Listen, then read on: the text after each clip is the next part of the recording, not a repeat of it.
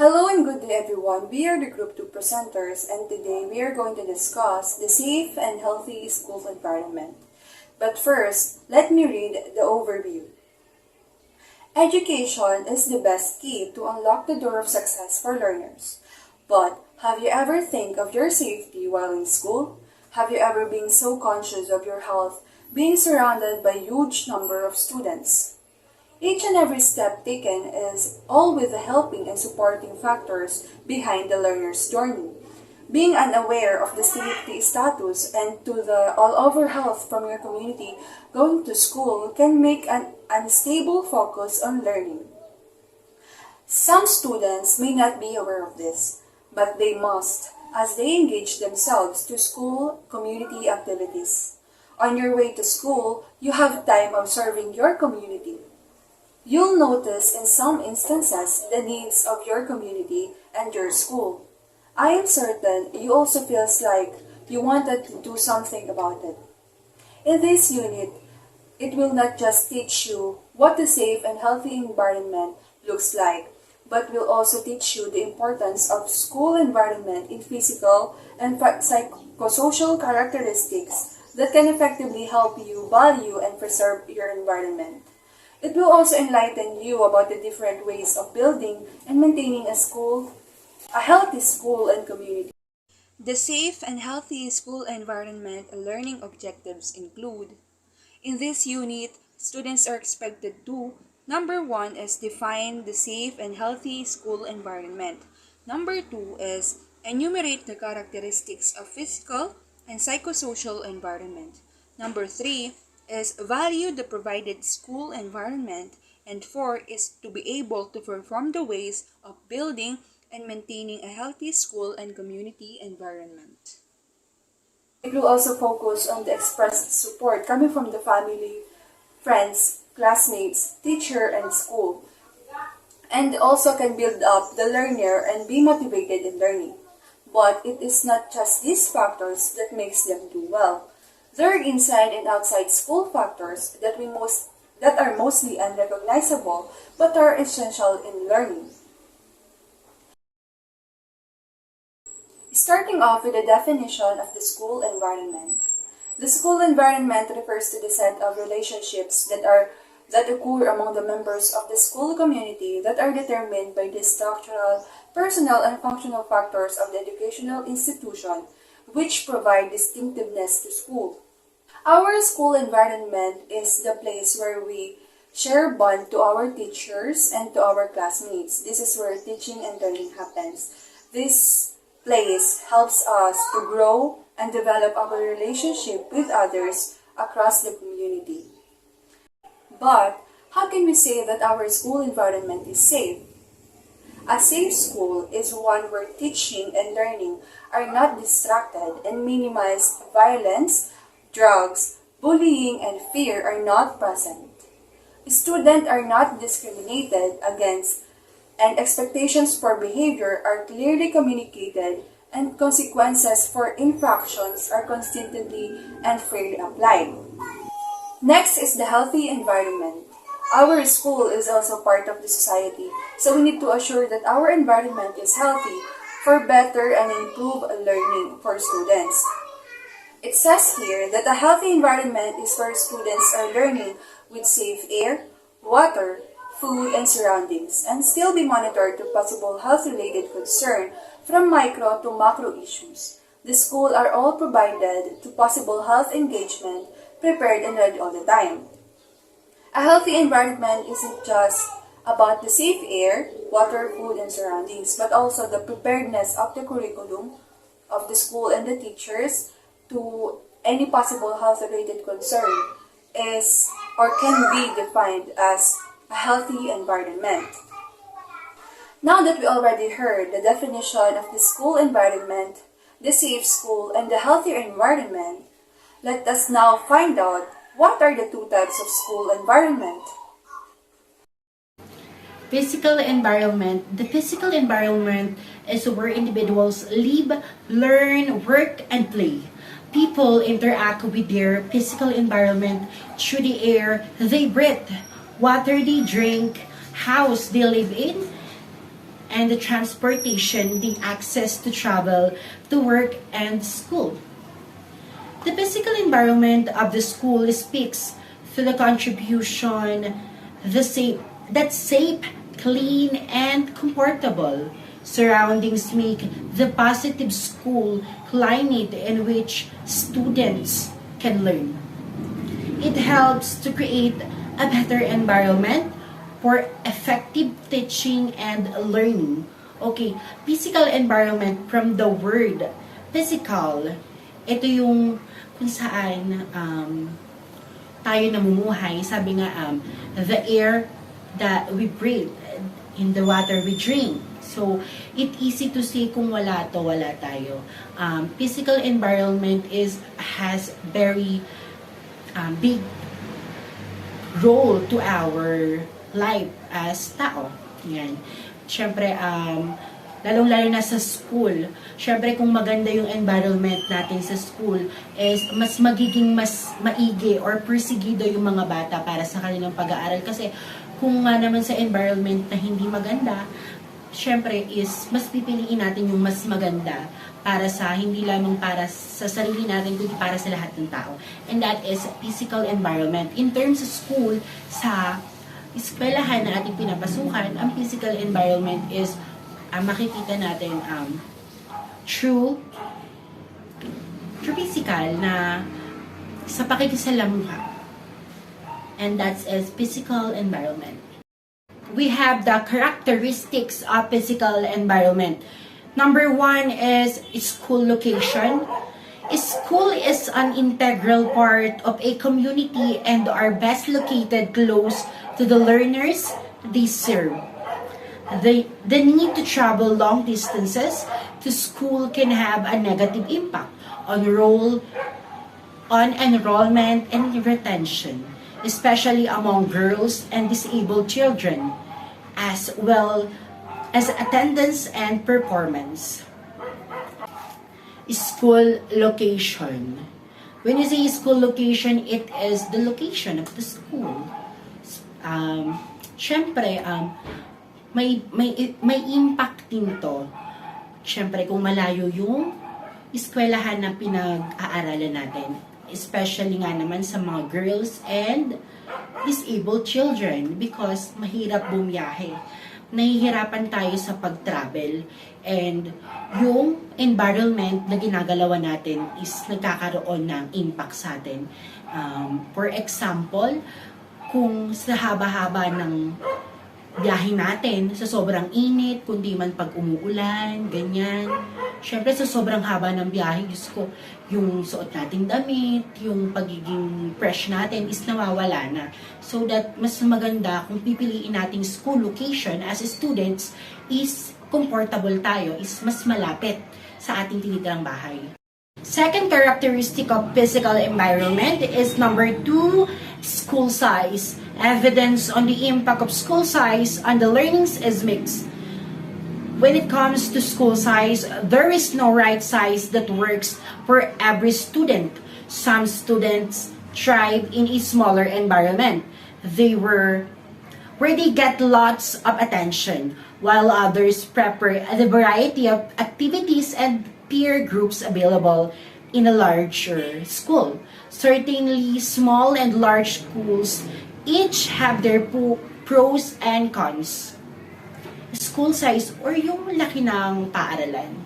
Syempre, first is as long as malaki yung environment na ginagalawan ng isang estudyante, is the more they interact sa iba't ibang tao.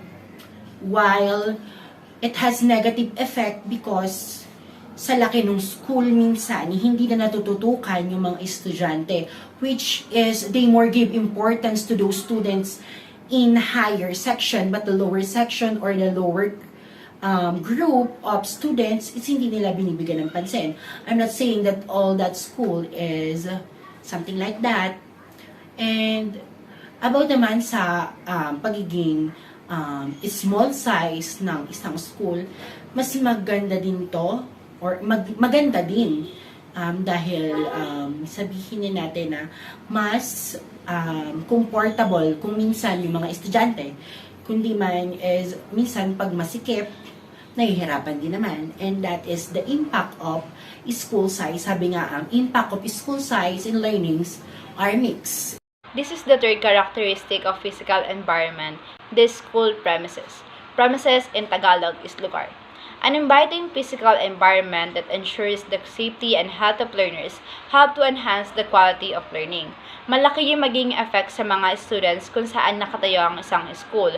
Once na yung school is maayos and fulfill ang safety ng students or even the other staff, it has a good effect to the students' behavior and academic performances. That's why, school premises is one of the characteristic of physical environment. The premises that are under control of a school are best motivation for learners to learn better. For example, if yung school is nakatayo sa magulong lugar kung saan nagkakaroon ng gyera o malapit sa lugar na yon, hindi makakapag-focus na maayos yung students because alam nila na hindi sila safe and kada oras may naririnig sila na pagsabog ng mga bomba. That's why it's important to have a safety school environment for the students for better learning. The last characteristic of physical environment is wash facilities.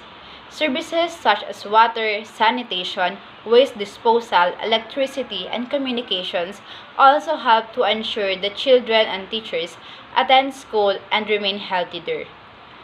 I think every school ay dapat mayroon maayos na water supply, may sanitation, comfort room na malinis, and may electricity. Malaking epekto din yung mga bagay na to sa learner ng students, especially the electricity. Imagine, ang season is summer. Mainit lalo na dito sa Pilipinas, di ba? So, mahihirapan mag-focus yung mga students dahil sa init na nararamdaman. Like, paypay dito, paypay doon. Imbis na makapag-focus sa lesson, nakakapag-cause ito ng distraction. Also, lack of sanitary facilities. I think it has a huge effect not only the female students but also to the female teachers regards about the menstruation. The other types of school environment is psychosocial environment. It is our relationship with family members, friends, colleagues, and other individuals and groups with whom we interact in our communities are an important part of this environment. So, because we're talking about school environment, in the school perspective, the psychosocial environment refers to a positive psychosocial environment that helps to create a conducive environment for effective teaching and learning. Therefore, having a healthy and safe school environment, hindi lang about sa physical environment like buildings, classroom, facilities, and etc. But it also about the psychosocial, which means the relationship with other individual people. The student-teachers, teacher-parents, student-students relationship is dapat maayos. Once na maayos ito, magkakaroon ng maganda and positive impact sa learning ng students at sa pagtuturo ng guro. In school, hindi lang dapat about teaching lesson, giving quiz, giving performance tasks, kundi building good relationship with everyone. Sabi nga, school is our second home. Kaya nakakaroon ng maayos na makikipag-socialize sa bawat isa because nagko-connect sila sa kanilang mga experience, thoughts, and hobbies sa buhay.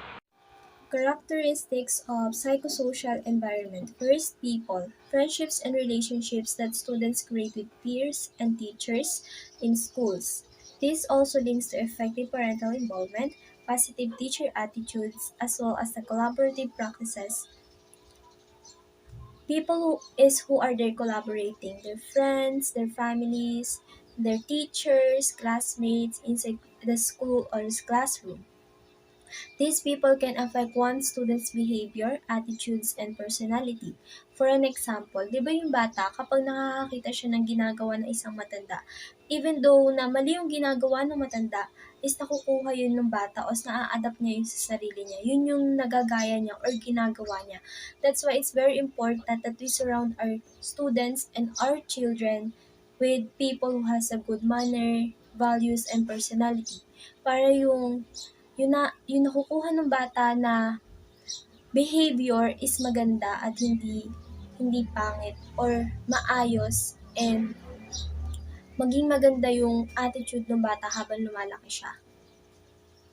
Second, the process, a fun and engaging atmosphere that allows students and teachers to be creative, collaborative, and free to learn without the fear of making mistakes. This also relates to useful, relevant, and engaging learning content and reasonable workload. A healthy environment where students and teachers enjoyed each other's company and allowed them to be more creative in their teaching and learning process. For example, a fun games and activities na pwede natin ibigay sa mga students natin na nagtatakal about the lesson pa rin para mas madali nilang matutunan yung mga lesson na tinuturo natin. And this also making your four sides of your classroom a fun and engaging environment para mas ma-encourage pa yung mga estudyante na mas mag-aral pa and hindi sila naboboard inside your classroom. And this also improves your teaching method as a teacher. Lastly, the place a warm and friendly school environment with more open classrooms and colorful as well as meaningful displays. More on the physical school environment, a place where they can be more inspired in learning, motivated in doing their best, and capable in learning as they are surrounded with a better classroom and school. A place should be healthy and safe for students learning. And also, a healthy place should be free from discrimination and bullying. Kasi kung hindi healthy yung environment na pinapasukan ng student, hindi din sila matututo ng maayos and madidistract sila sa pag-aaral nila. So, para mas maging healthy yung environment na nakikita ng mga estudyante, pwede tayo maglagay ng mga motivational quotes sa mga classrooms para mas ma-encourage and ma-inspire sila na mag-aral pa ng mas mabuti. Also, a healthy place where they can feel the safety and the comfort that people and place gives to them to teach effectively and to learn proficiently.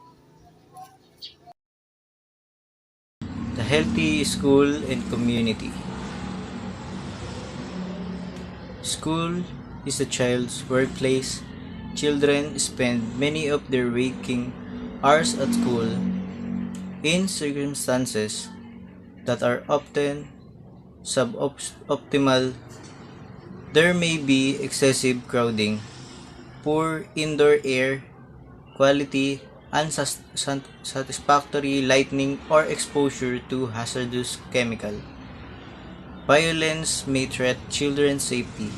Outside the school, the playground may be dangerous. And on the way to school, children may face risk whenever they walk, bicycle, or ride the bus. Safe and healthy schools offer many benefits. They protect children's health, they enhance learning, they are pleasant place to be. Healthy school environment. Dapat ang ating paaralan ay maging malinis at ligtas para sa ating school community. Dahil ito ay nakatutulong na ma-improve ang pag-aaral ng mga katulad naming estudyante. Marami din itong positibong epekto, hindi lamang sa mga estudyante, kundi pati na din sa buong komunidad ng paaralan. Ito ay sa tulong ng mga administrators, teachers, mga mag-aaral, counselor, at school health personnels. Healthy school and community environment. Healthy school and community environments are places where all the members of the community, such as pupils, parents, teachers, and other group of people work together to build and keep the physical and physiological community health and well-being environment. These people are sharing activities every day in a common places to keep a rate positive, clean, calm, and bully-free setting place. Developing a healthy school in the community where the students can set up for the success in the classroom and beyond. A school must be clean and safe place for the student. Clean and safe school community environment is a better place for learning. Being a safe, clean, and well-maintained school will give a positive climate to the pupil and staff of the school that will promote connectedness among others. Aside from that, it will help develop the pupil's learning process to be able to have a healthy environment. Administrator, teachers, pupils, counselors, school health personnel, and all the people who work in a school such as guard, janitor, and canteen personnel must help one another, involve, and commit themselves to maintain it. Ang healthy school and community environment ay mabubuo sa pagtutulungan ng bawat isa na nasa loob ng komunidad o ng isang eskwelahan. Katulad na lamang ng mga mag-aaral, mga guro, mga administrator, at iba pang mga nagtatrabaho dito. Mapapanatili ang pagkakaroon ng healthy school environment sa pamamagitan ng tamang pagsunod sa mga layunin nito na panatilihin ang kalinisan ng ating environment, kagaya na lamang sa eskwelahan ng mga tree planting activities karaniwang ginagawa nito, o ang tamang pagsunod lamang sa pagtapon ng basura, paghiwalay ng mga nabubulok at hindi nabubulok, at ang pagre-recycle sa mga recyclable materials.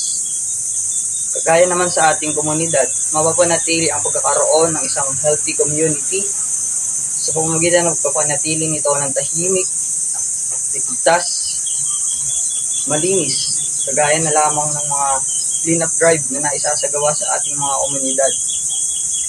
Tree planting na pinapatupad rin na pangkaraniwan ng mga mamahala sa ating community.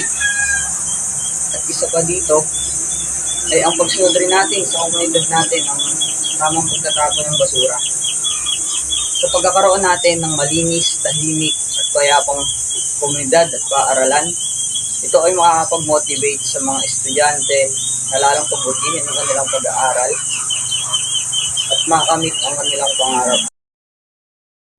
A healthy environment is a product of involvement and commitment of all the stakeholders of the school as well as the members of the community. School facilities should be well maintained, clean, safe, pleasant, and spacious. Healthy school and community environment can be achieved in several ways. Below are the ways in building and maintaining healthy school and community. Ang malinis at ligtas daw na kapaligiran ay bunga ng pagkakaisa. Ang mga pasilidad ng paaralan ay dapat mapanatiling malinis, maayos, ligtas at may espasyo. Clean the surroundings on a daily basis. Cleanliness at home and at the surroundings is an important aspect of healthy living. Disposal of garbage in their respective trash cans, keeping the street and sidewalks litter free, and maintaining bodies of water and soil unrelated. Create a positive climate and increase motivation among individuals. Linisin ang paligid ng paaralan araw-araw. Ang kalinisan ng bahay at ng paligid ay mahalagang aspeto sa buhay. Ang pagtatapon ng basura sa tamang lalagyan, pagpapanatiling malinis ang mga kalsada, tubig at lupa, na malayo sa polusyon ay magdudulot ng magandang kapaligiran at magpapataas nito ang ating kagustuhan ng mga taong panatilihin ang kalinisan at kaayusan. Segregate waste properly. Waste segregation and management as part of the school and community program should be strictly implemented to protect environment. Waste should be grouped as biodegradable, non-biodegradable, and hazardous, and should be thrown in separate trash bins in designated places around the campus and barangays reminds the pupils, teachers, and members of the community to throw waste properly. Proper disposal of waste, following health protocols, and regular cleaning of the surroundings should be done to the idea that we should take care of our environment.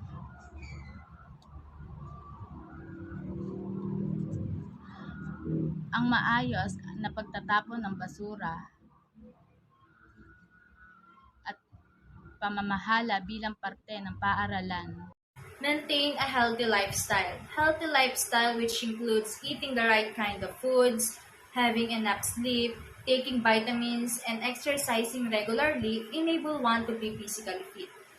Being physically fit and healthy allow an individual to perform better and thinking ways of being productive for the benefits of the community. So living a healthy lifestyle can help to prevent chronic diseases and long-term illnesses. Hindi ngunit physically fit ka, ay dun mo na ibabase ang pagiging healthy mo. Being healthy means being mentally, physically, and emotionally fit. So ano-ano nga ba yung mga paraan para ma-maintain natin ang healthy lifestyle? Una, kumain tayo ng mga masusustansyang pagkain. Kung gusto mo magkaroon ng healthy lifestyle, sanayin natin or sanayin mo ang iyong sarili na kumain ng mga sustansyang pagkain. Pangalawa, magkaroon ng sapat na tulog. Normally, ang tulog talaga ng isang tao ay 7 to 8 hours. Pangatlo, keep company with good people. So, isurround natin yung sarili natin ng mga taong hihikayatin tayong magkaroon ng healthy lifestyle. Yung ilalayo tayo sa bisyo. Pang-apat, get regular exercise. So, isa ito sa mga paraan upang ma-reduce na isang tao ang kanilang mga stress. And lastly, do something meaningful each day. So, gumawa tayo ng mga bagay na kapaki-pakinabang, hindi lamang para sa ating sarili, kundi pati na rin sa ating community and environment. Practice self-discipline at all times. An effective way to keep the environment clean is by practicing self-discipline. It may be difficult since it entails great challenges and responsibility, but when practiced, it will be benefit not only yourself but the community as well. Proper disposal of waste, following health protocols, and regular cleaning of the surroundings should be done with the idea that we should take care of our environment. Practicing self-discipline will help us to learn about the consequences and responsibility of our own action. Kung gusto natin ng healthy community, kailangan meron tayong self-discipline sa lahat ng pagkakataon. Yung disiplina natin sa loob ng tahanan, kailangan doblehin o triplehin natin paglabas. Aminin natin na mahirap talagang magdisiplina ng sarili. Pero kung papracticein natin ang papracticein, hindi lang tayo yung makikinabang sa huli, kundi pati na rin yung ating komunidad at ang ating environment. Masasabi nating disiplinado ang isang tao kung naitatapon niya na yung basura niya sa tamang tapunan, kung nasusunod or nakakasunod siya sa health protocols, at kung naigagalang niya at nalilinis yung mga public properties. Participate actively in the school community activities. The school and community need people who share responsibilities in keeping the environment healthy. It is essential to give support to every project such as Clean and Green Program, proper waste segregation, gulayan sa paaralan at barangay, no pollution campaign, and many more programs to join with full dedication and unity. Itong mga programang nabanggit ko ay hindi na bago sa atin dahil ang mga ito ay naglalayong mapanatili o magkaroon ng healthy environment sa loob at labas ng eskwelahan. Itong mga programang ito ay walang age limit, matanda o bata pwedeng makilahok. Mas okay nga na hanggat bata pa ay matuto silang sumali sa mga ganitong klaseng programa because getting involved in school community activities can boost someone's confidence, can build skill, and also can create friends. So, hindi ka lamang nakatulong sa komunidad mo na magkaroon ng healthy environment, natulungan mo din yung sarili mo na magkaroon ng mga kaibigan at magkaroon din ng self-confidence. Katulad nga ng sabi ko kanina, kung gusto natin magkaroon ng healthy community, healthy school, or healthy environment, Tayong mga mamamayan lamang ang magtutulungan upang maisagawa ang mga ito. Respect means that you accept somebody for who they are, even when they are different from you or you don't agree with them. Respect in your relationship builds feelings of trust, safety, and well-being. Respect doesn't have to come naturally. It is something you learn. One of the best ways of showing respect to others is listening. Listening to other person's point of view is an excellent way of respect. Most noteworthy, we must allow a person to express his views even if we disagree with them. Another important aspect of respecting others is religious, political views. Before you before you can respect others, you have to respect yourself. You can't think positively about others if you don't think positively about yourself. Basically, a person that respects themselves will treat others the way they want to be treated. People who are happy at work have strong relationships with other people at work. Support those relationships. Many of the other activities can work in conjunction to promote those healthy relationships and reinforce the connections. By providing healthy options and initiatives, you help prevent sickness, fatigue, and mental burnout while expressing your care for each individual. These incentives can also act as team building practices leading to a more positive company culture. If you want to, if you want your employees to practice work-life balance, you need to set an example, like promote regular breaks and time off, and evaluate your plan by asking for employees' feedback and assisting your competitors' program. Unity and oneness, so that there is no division in the classroom and activities are carried out cooperatively. For example, unity is a transitory bond formed by people who share common interests. You are united for a specific project, but the oneness remains even if you don't do anything to complete the project or achieve the goal. When you have unity and bonding within the classroom, you are accountable and responsible to each other. Number 9 is child-friendly school. A child-friendly school is a school free from abuse and discrimination. A school where gender-based discrimination is provided. It is a place where bullying is strictly prohibited. A school where students' rights are always accepted. Number 10 is work with families and community members. This is sharing and working together in order to develop and implement policies, practices, and programs to promote healthy eating and physical exercise inside and outside of our barangay. Working with families and community members can help build up cooperation, participation, and most importantly is unity in doing community related activities for improvement and development of our society. Working with our community members can also help us build relationship and focus on environmental programs and that will help the families to have a better living in the community. Creating and maintaining a safe and healthy school environment will benefit in the promotion of a healthy environment for kids and the other school personnel. It will provide knowledge and assistance in improving school and community healthcare delivery, promoting ecologically sustainable operations, and implementing healthy classroom and societal behaviors.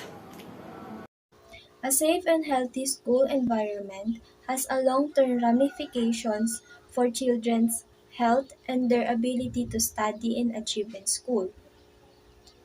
It will aid in development and improvement of one student's wellness, academic achievement, behavior, and mental well-being.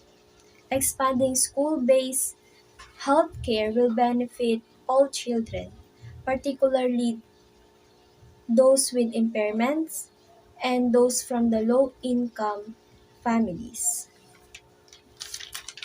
A safe and healthy school environment allows students to develop their knowledge and improve their skills and ability in discovering new things to learn and achieve their goals in school.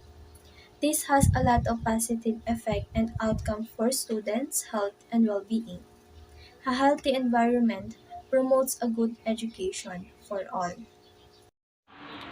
To ensure the success of this program and studies, school and communities, we should work together to better understand the relationship between student behavior, academic achievement, student health, and community health.